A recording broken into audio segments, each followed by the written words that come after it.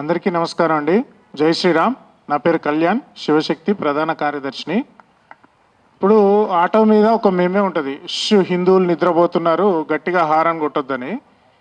ఆ విధంగా ప్రస్తుతం ఉన్నటువంటి హిందూ సమాజము అత్యంత ప్రమాదకరమైనటువంటి వ్యక్తి ఆరాధన అనేటటువంటి ముసుగులో కానీ, లేదా పార్టీ ఆరాధన అనేటటువంటి ముసుగులో కానీ వ్యక్తులుగా, పార్టీలుగా, కులాలుగా, వర్గాలుగా చీలిపోయి కలియుగ ప్రత్యక్ష దైవము శ్రీ వెంకటేశ్వర స్వామివారి దేవస్థానానికి జరిగినటువంటి అపచారాన్ని కూడా ఇదేదో రాజకీయం పరమైనటువంటి కోణము, రాజకీయ పరమైనటువంటి కుట్రలు అనేటటువంటి విధంగా హిందూ సమాజం ఆలోచిస్తుంది.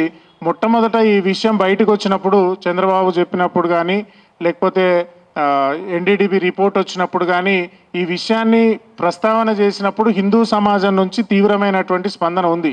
కానీ ఇప్పుడు ఛార్జ్ షీట్ వచ్చిన తర్వాత నెయ్యి కల్తీ జరిగింది, ఒక 4-5 సంవత్సరాల పాటు టీటీడీ దేవాలయంలో లడ్డూలు ఏవైతే ఉన్నాయో ఆ లడ్డూలు కల్తీ లడ్డూలు, సింథటిక్ నెయ్యితో తయారు చేసినవి, పామాయిల్, కోకోనట్ ఆయిల్ లాంటి ఒక ప్రమాదకరమైనటువంటి కెమికల్స్ కలిపి తయారు చేసినటువంటి వాటితో లడ్డూలు తయారు చేశారు.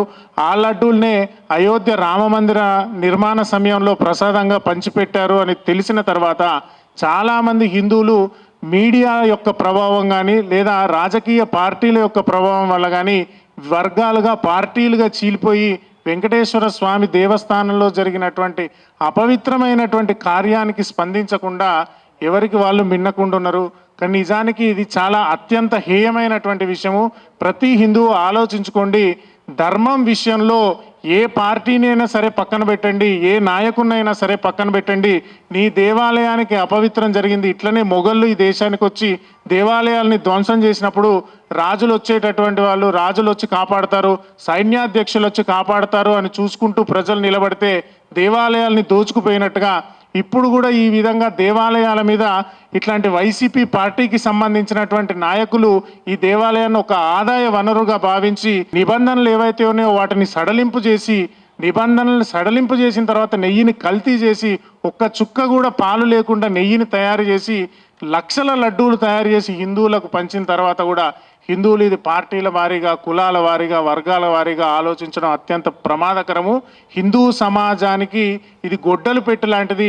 ఇలాంటి వాటికి హిందువులు కనుక స్పందించి ఇట్లా చేసినటువంటి వాళ్ళ మీద వ్యతిరేకత భావంతో కనుక స్పందించకపోతే భవిష్యత్తులో మరిన్ని దేవాలయాల మీద ఈ విధమైనటువంటి నైతిక పరమైన, సామాజిక పరమైన దాడులు జరుగుతాయి. అంతేకాకుండా ఇప్పటి వరకు ఈ ఛార్జ్ షీట్లో ఉన్నటువంటి వాళ్ళందరినీ ప్రభుత్వం ఎందుకు అరెస్టు చేయట్లేదు, వాళ్ళందరినీ 20 సంవత్సరాలు, 30 సంవత్సరాల పాటు కఠినంగా జైల్లో పెట్టే విధంగా ఎందుకు చర్యలు తీసుకోవట్లేదని హిందూ సమాజం తరపున, హిందూ సంఘాల తరపున కూడా మేము డిమాండ్ చేస్తున్నాము. టీడీపీ ప్రభుత్వం వెంటనే చర్యలు తీసుకొని మిగతా వాళ్ళందరినీ అరెస్టు చేయాలి.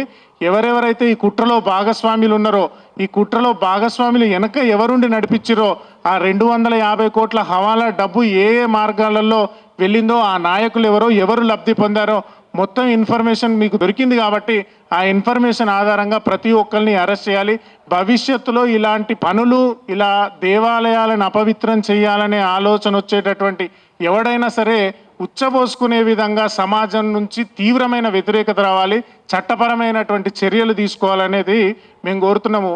హిందూ సమాజం నుంచి ఈ విషయంలో రాజకీయ పరమైన కోణం ఉంది అని మద్దతు తెలుపకుండా సైలెంట్గా ఉన్నటువంటి వాళ్ళు భవిష్యత్తులో ఇలాంటి అనేక సంఘటనలకు మీరే కారణమవుతారు. కాబట్టి ప్రతి ఒక్క హిందువు మీదైన శైలిలో ఖచ్చితంగా ఈ సంఘటన మీద స్పందించండి. అందులో జంతు కొవ్వు కలిసిందా కలవలేదా అనేటటువంటి అంశం మీద విభేదమైనటువంటి అభిప్రాయాలు ఉన్నా, నెయ్యి కల్తీ జరిగింది, దేవుడికి సంబంధించినటువంటి సొమ్ము 250 కోట్లు అక్రమ మార్గాల ద్వారా నాయకులు తినేసిర్రు, కల్తీ నెయ్యి ద్వారా ప్రసాదాలు పంచిపెట్టిర్రు, కొన్ని లక్షల మంది జీవితాలలో, కొన్ని లక్షల మంది ఆరోగ్యాన్ని పాడు చేసే విధంగా పనిచేసిర్రు అనేటటువంటిది స్పష్టమైంది. కాబట్టి దీని మీదనైనా ప్రతి హిందువు స్పందించాలని కోరుకుంటూ సెలవు తీసుకుంటున్నాం. జై శ్రీరామ్.